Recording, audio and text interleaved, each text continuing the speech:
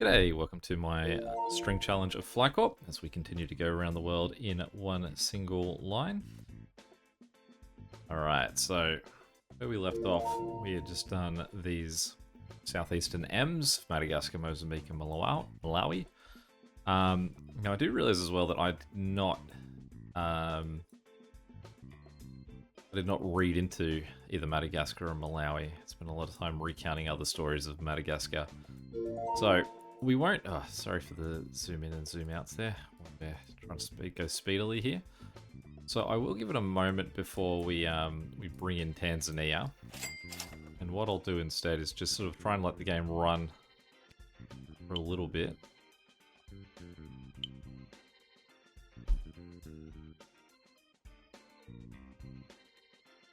It's become, I think, unwatchable at a faster pace. World was not meant to be in a single line. Although I do wonder the question if we had more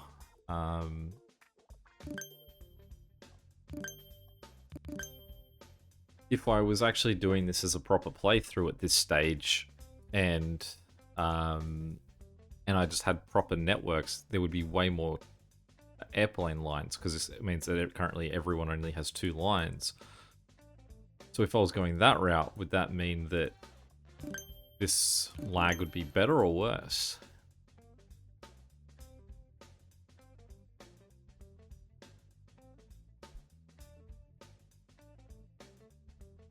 Yeah. That's also going to be... It's this side, is it? There's 2 planes on the other side, so let's make that guy 300. Obviously that's been a problem before, so we'll make him 500, so there's a little bit of an offset there still.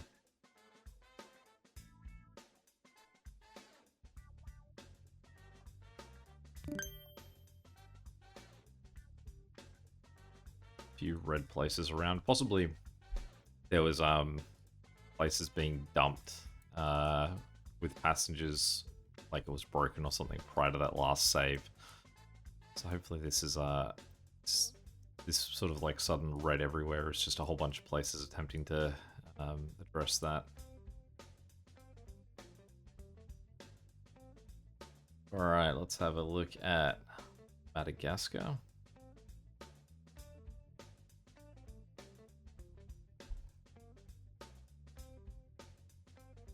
I'd like to go faster, but I don't think that that's overly watchable.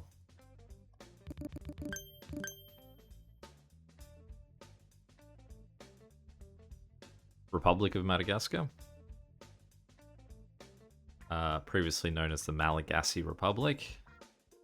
Malagasy is what the language is they speak, though. I know that. Well, I speak... I don't know if I told that story, that, yeah, because it used to be a French colony, French is pretty widely spoken. Malagasy is probably what you're going to see the further out you go. They have a little bit of French, less English. And I thought, oh, that's okay. I can't speak French, but I can sort of, if someone, like, I can sort of make out some of it. I might be able to, like, cope with this. And then someone said something to me in French, almost like the first person, and I thought, I do not know how to speak French. This has become instantly clear to me.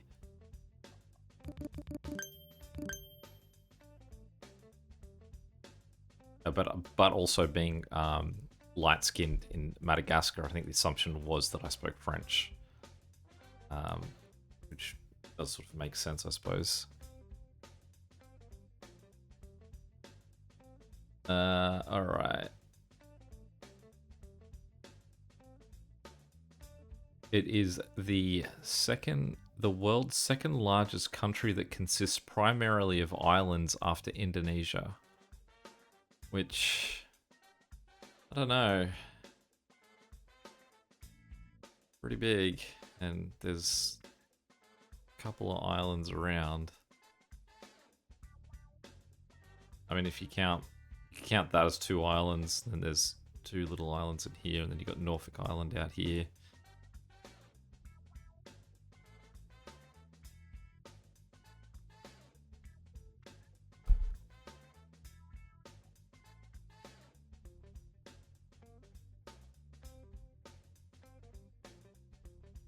I'm now curious down this little rabbit hole.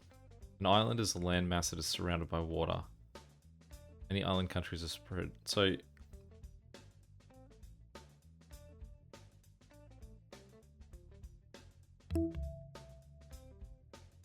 okay, Australia is not included as it's considered a continent. Although it was historically referred to as an island because of its lack of land borders.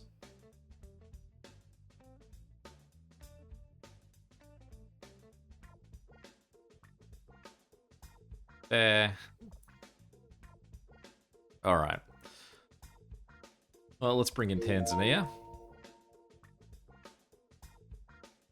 Let them start to run on a little bit. Where's the current end of my line here? Let's give Tanzania a little time to sort of find some cities. Population of Madagascar? 29 million.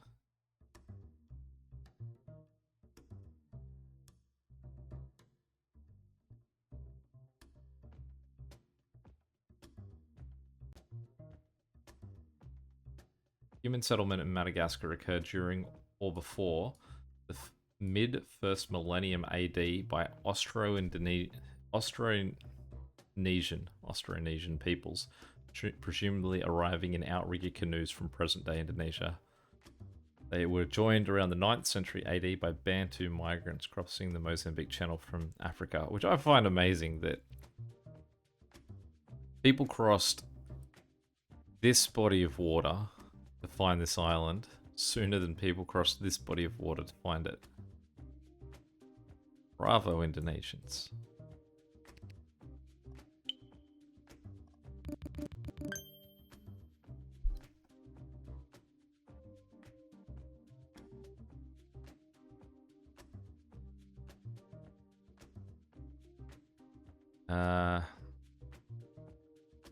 In 1897, the island was absorbed into the French colonial empire, from which the island gained independence in 1960. A lot of independence going on in the 1960s. I wonder if there was a real push for it, like if it was something that like populations wanted, or like say the I don't know if the EU. Like some variation of like a European Union had calls to sort of remove all of these like appropriated countries from Africa, because it seems like everyone's sort of been removed from like 1960 to 1968.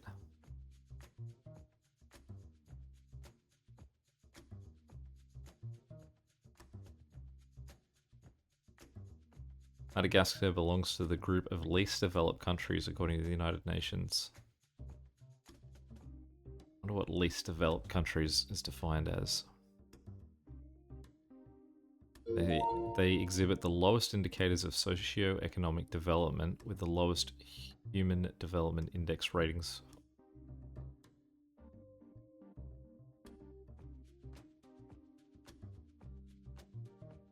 Which looks like it's a whole lot of Central Africa. A little bit of Asia and I think East Timor, looks like. Alright, a country is classified among the least developed countries.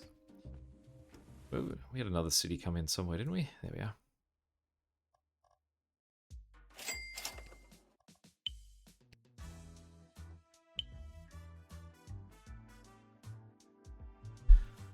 Country is classified among the least developed countries if it meets 3 criteria. Poverty, adjustable criterion based on the gross national income per capita. As of 2018, a country must have a GNI per capita less than $1,025 US to be included in the list, and then have to be over $1,230 to graduate from it. So, I'm pretty sure that they were at... Let me just jump back. Their GDP per capita is 471, so they're less than half of the poverty line. Human resources weakness. based on indicators of nutrition, health, education, and adult literacy. And economic vulnerability, based on instability of agricultural production, instability of export of goods and services, economic importance, and traditional activities. As of December 2020, 46 countries are classified as LDC, while 6 have been upgraded between 1994 and 2020. So at least some countries are... I feel that seems positive that at least some are able to turn it around. One thing I certainly saw in Madagascar was that that thing of a lot of, I guess, American sports and colleges must sort of like donate or send their old merchandise and things to Madagascar, because I saw a lot of college gear. My tour guide was wearing a Clemson hoodie. It was actually a really nice hoodie, just a white hoodie with a huge like Clemson orange paw print on it. And I asked, he'd never heard of Clemson. He just liked the jumper. Basically, it would just be like an op shop or something that you'd go into, and it's just sort of cheap clothing. I do know that there's that thing that you always talk about of the when the Super Bowl is won or lost, the losing team, they've already made a lot of that like first day merchandise, and so they will just sort of ship that to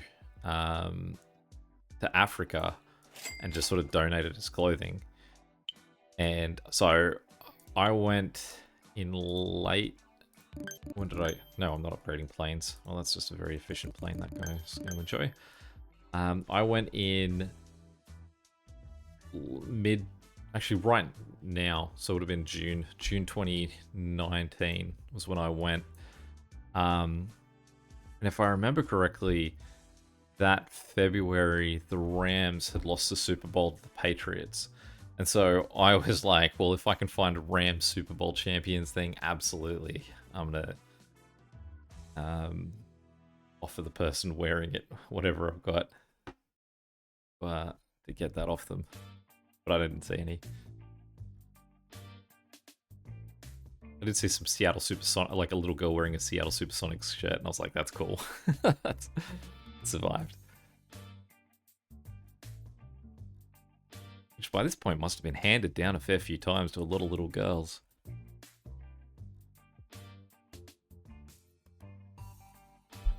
Now, I think someone had mentioned in the comments that we don't see much in Tanzania. I think someone was expressing annoyance that you generally only see the one city in Tanzania, and you don't even get what's the city in mini motorways? It seems like it's big. I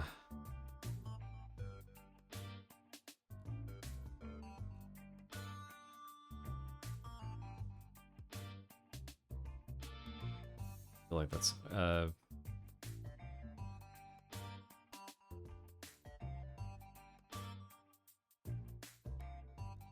to think of where I could easily see that.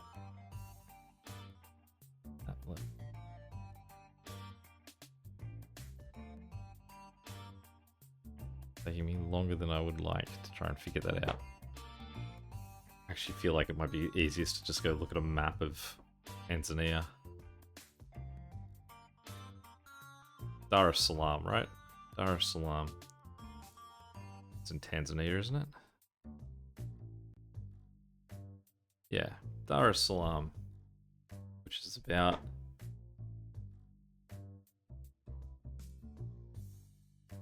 say here. Also just here is Zanzibar, which I would say is probably a big enough island that it could appear on this map in its own right. Alright, so what we're going to do at this point is we're going to make that connection, and we're going to sell these two planes. Means that we will upgrade this guy. Let's have a look. So we got Bularia.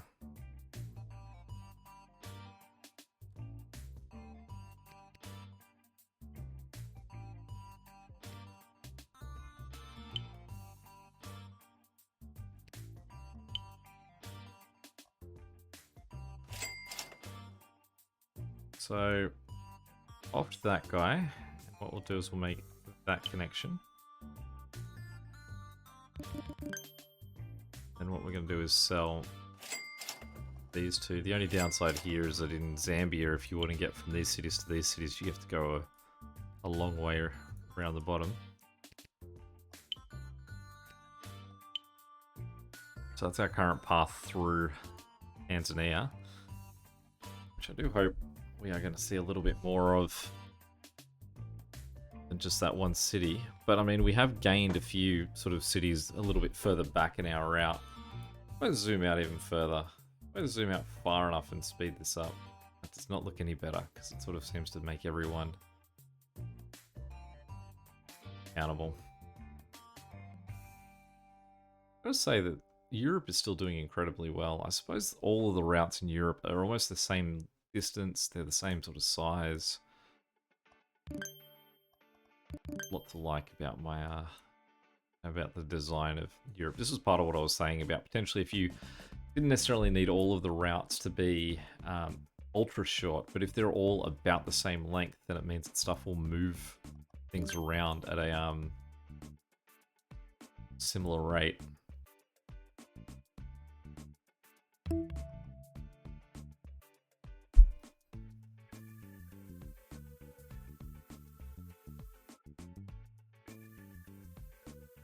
Alright, so next up on our reading list, Malawi.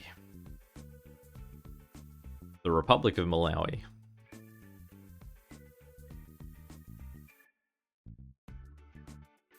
Has an estimated population of 19.4 million as of January 2021. Malawi's largest city and capital is Lilongwe. Obviously this guy here.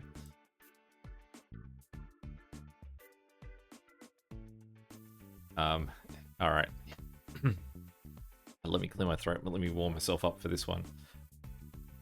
If you can't travel directly from Mangochi to Chipata and you have to go through here, you could say you're going the long way.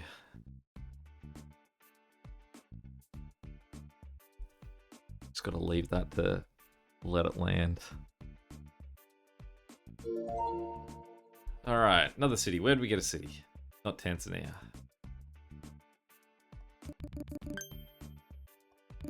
I'm still debating whether this is actually shorter than that. It does seem to have some weird bias about heading down to get to a point. 3.9 there. 3.9's there. Yeah, I don't know.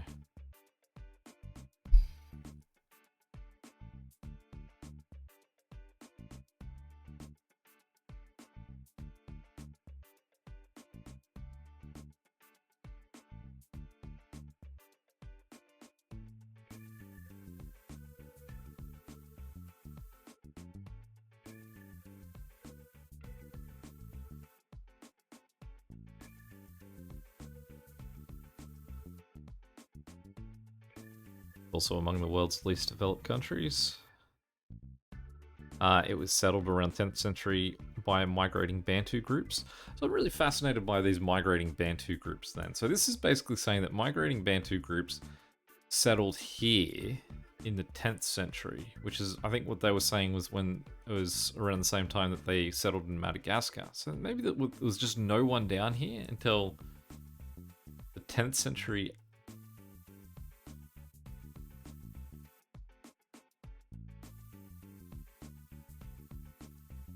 I mean, all right, let's learn about this Bantu expansion because this has come up a lot in our South. Now, I wasn't called South Africa, but it'll be our Southern African interests here. So, the Bantu expansion is a hypothesis of major series of migrations of the original Proto-Bantu speaking group, which spread from an original nucleus around West Central Africa. So it's saying here, maybe here, across much of the sub-Saharan Africa. In the process, the Proto-Bantu speaking settlers displaced or absorbed pre-existing hunter-gatherer pastoral groups as they encountered. Okay, so it wasn't that no one was down there, it was just that the Bantus destroyed everyone as they came through. Or absorbed. Sorry, they may have absorbed. So they reckon they originated somewhere in here around 4000 BC. They then expanded out this sort of direction, both southy and east, from about 3500. Then we were sort of considered a bit more established here by about 2000, 1500. Then they pushed further south until ultimately sort of pushing down this way. So this seems like the last expansion that they, well, last considered expansion is that they headed to Malawi, Mozambique, Madagascar, which means that the last video I could have called the last Bantu expansion and sounded very fancy.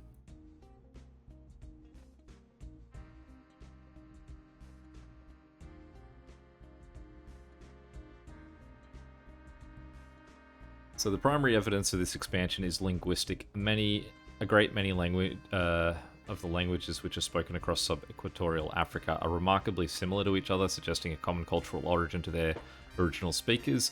The linguistic core of the Bantu languages, which comprise a branch of Atlantic Congo language family, was located in the southern regions of Cameroon. However, okay.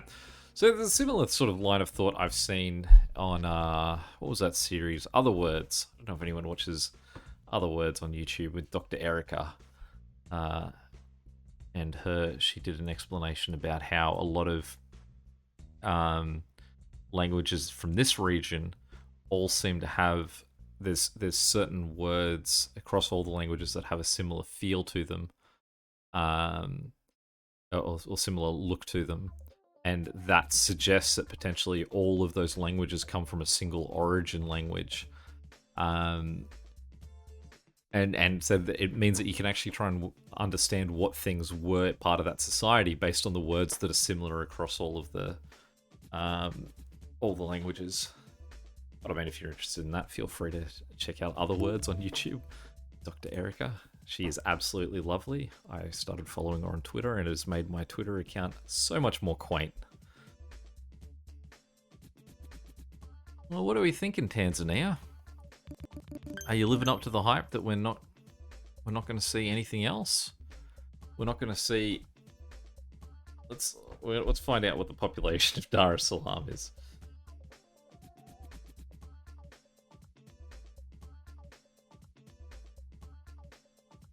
Dar es Salaam, a city with a population of 6.4 million, which I suppose is pretty big. I don't know what the whole population of Tanzania is. So let's find out. The population of Tanzania is 63 million, 2022 estimate. So about 1/10 of the population live there. What about Dodoma?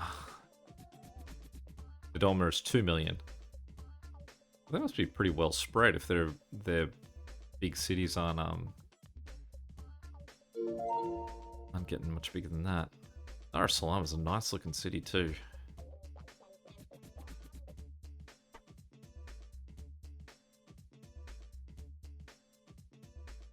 That looks quite developed. I wonder what's Tanzania's GDP.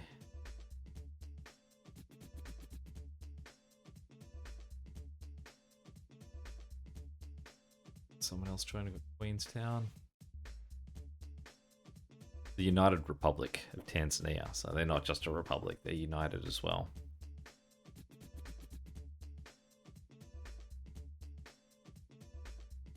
National language is Swahili. Official languages are Swahili and English.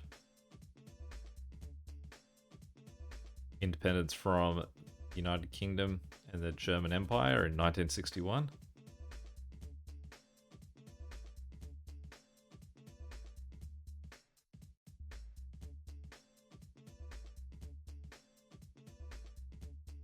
Guess we just got to sit here and wait for this to end before we can, guess we can speed things up while we're staring at a whole bunch of X's. Whoa, barely. Currency is the Tanzanian shilling. Very nice name for a currency. Or Masaru here has got no attention. Many important hominid fossils have been found in Tanzania, such as 6 million year old Philocene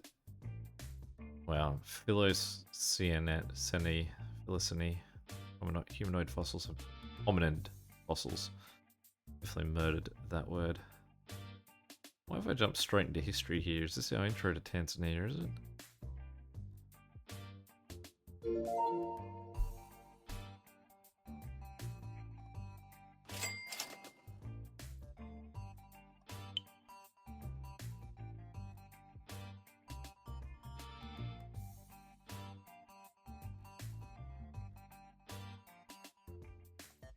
It is.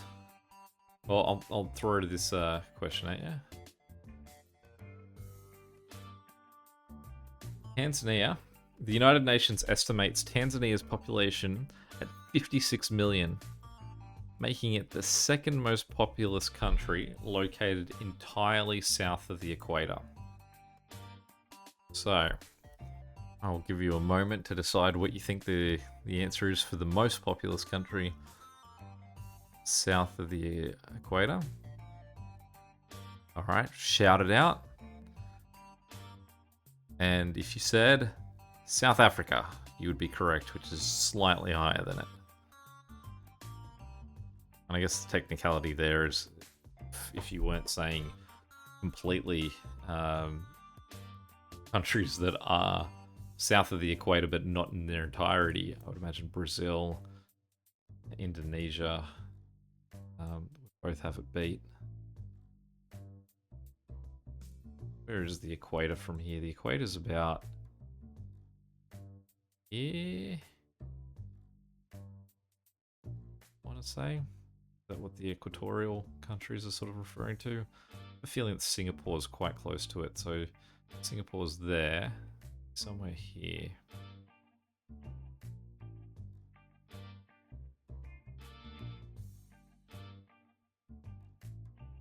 We got someone new as well in South Africa. So it does seem like if we held out a little bit longer here, we're going to get more South African cities and we're not getting more Tanzanian ones. What happens if you start in Tanzania?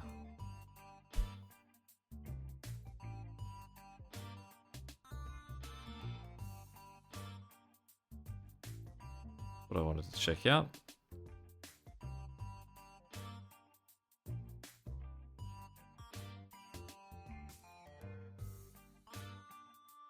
Its GDP is 1,260. So it would have dug itself out of the list even if it was on it.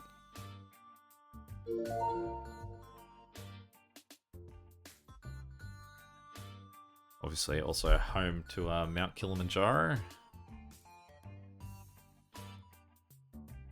Alright, for this guy, I reckon I'm gonna make these two connections. Which would also make me very tempted to actually connect that city just south of this to this guy here and then bounce him up. Yeah. And then put that in. The only question is whether that is actually shorter or longer than this. Cost-wise, no. Distance-wise, it feels like it is.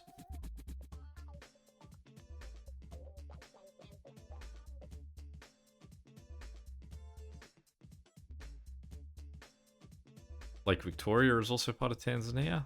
I think my first introduction to Tanzania was a documentary about the fishing in Tanzania. Something about the water was becoming so dense. Oh, they put a type of fish in there that was easier to fish. I don't know. It was a very scattered documentary. I felt like it seemed like the middle management of these companies were Indian guys that had been flown from India to manage it, and they were the ones that were really being gotten after by the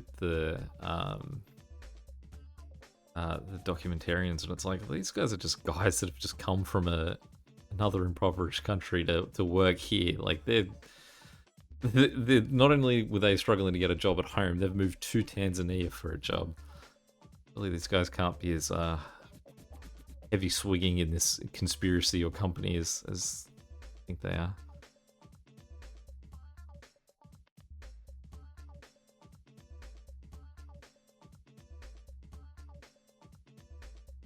Swahili is used in parliamentary debate, in the lower courts, and as a medium of instruction in primary school. English is used in foreign trade, in diplomacy, in higher courts, and as a medium of instruction in secondary and higher education.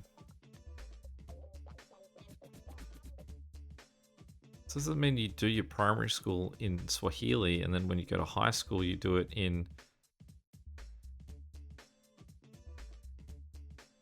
English? If there are any Tanzanians watching, I would love to hear. Both just love to hear that you're watching, or love to hear if that is the case, that you do high school in English and primary school in Swahili. Approximately 10% of Tanzanians speak Swahili as a first language, and up to 90% speak it as a second language.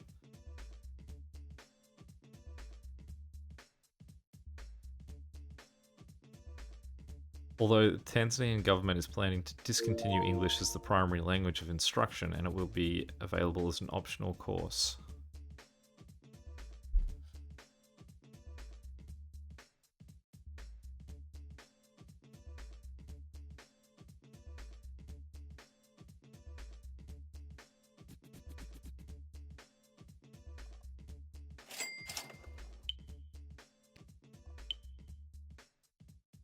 This is also a good reason of why I haven't updated here yet, because I'm still getting cities back there. It's still worthwhile not spending all that money. Well, you are out of the way, aren't you? Alright, so let's cut that one. Let's run him to there. I guess flip this around too, so we'll sell him. We'll bounce up to there. Who's closer? This guy.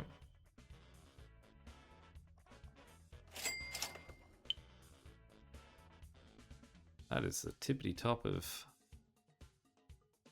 Madagascar up there. Anti-Sir Anana. More significant than anything in Tanzania.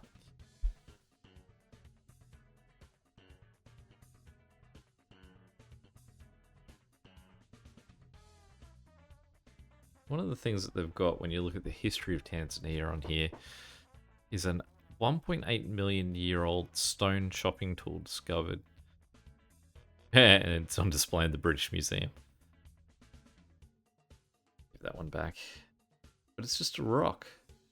How do you know what it was used for? And how do you know when it was used?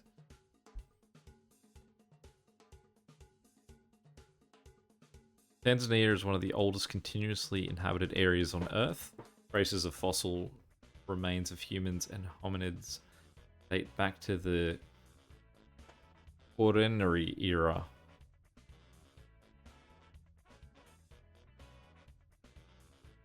Quaternary era.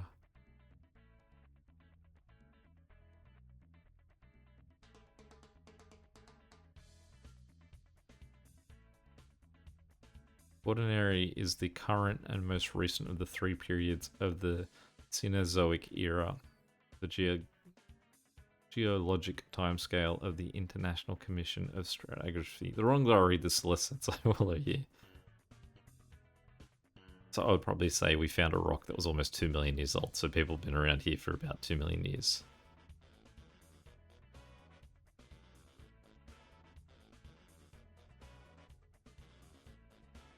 Well, it looks like we are only going to have one city in Tanzania. I guess we're going to continue on to Uganda with that lone city sitting behind it. Another new gain. Another one crammed into Malawi. No, actually, let's keep that one. We'll cut the longer trip in half.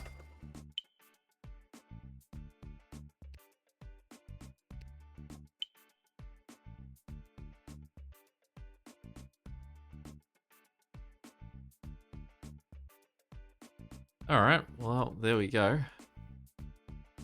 Tanzania and its lone city. Any questions or comments, feel free to chuck them below.